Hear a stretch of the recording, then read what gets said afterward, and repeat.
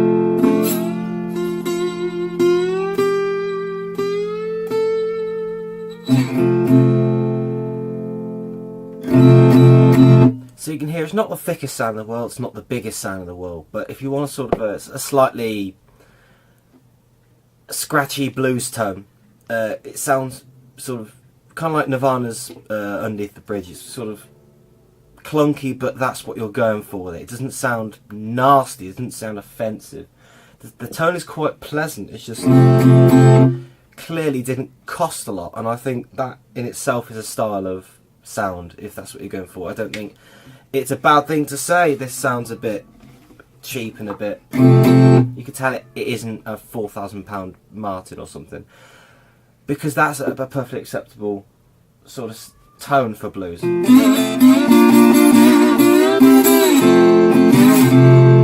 Especially when you dig in, is a bit of a almost distortion, sort of null, kind of like a resonator guitar maybe. I'm not a slide player, by the way, but I do dabble. So there we have it. It's a very small, really quite a battered first act starter guitar. It's a bit weird as well, by the way. I've got the strap button there. Don't know why they put one there, but whatever. It's incredibly light. It's so light he doesn't really have any issues with balance. So yeah. sustains nicely. I can feel the whole thing resonate in my hands. There's nothing wrong with the construction either, it's very solid. The neck joint is very solid. I can still feel that note resonating in my hands. Sorry, there's nothing wrong with the neck joint, it's perfectly solid. Lots of nicks and bumps and scrapes all over this guitar, especially on the edges, poor thing. The tuners are open gear, they're really not bad tuners at all. I put a bit of oil in them just to get them working more smoothly again, because they were a bit sticky, a bit crunchy, but they're perfectly fine now. I don't think there's much more I could say about this. It's quite difficult with acoustics. This is one setting and off you go. The nut appears to be made of some form of plastic, but there's nothing wrong with how it's cut. But then again, it wouldn't really matter much because it's got a 0 fret, so that sets the action for the whole guitar. I don't know if there's a truss rod in here. No, there isn't. No, there isn't. So I would have thought it might have been in there, down that end, but there is no truss rod in this guitar. So I think what you see is what you get. So be aware of that. That's a bit annoying if you want to change various setups and tunings and string gauges and all that. It's going to be a bit more of a blag. It might be more difficult to find out what works on your guitar for you and what doesn't, because you can't change the tension in the neck to solve that, to compensate. So if you like particularly light or heavy strings, there might be a problem. Again, the setup needs to be done properly, realistically. There's nothing wrong with where the bridge is. I think that's fine, but the intonation does need to come down. This bridge is quite, if I get the angle right, this bridge is quite high, and I think the whole thing really should be a fair bit lower because the action's still quite high, if you can see. But what can I say? For the tone you get, if you want to play slide, just get a cheap acoustic, and if it sounds, if you can feel it resonate in your hands, then it's a half decent one. Because you can't upgrade an acoustic in the same way you can an electric. If it sounds naff, that's sort of, you're stuck. So there we go. If you want a cheap slide guitar, I would highly recommend one of these, because they're so light and so small and so portable, and the sound really does punch out at you. Sort of, sorry, old strings. But the sound really does punch out at you.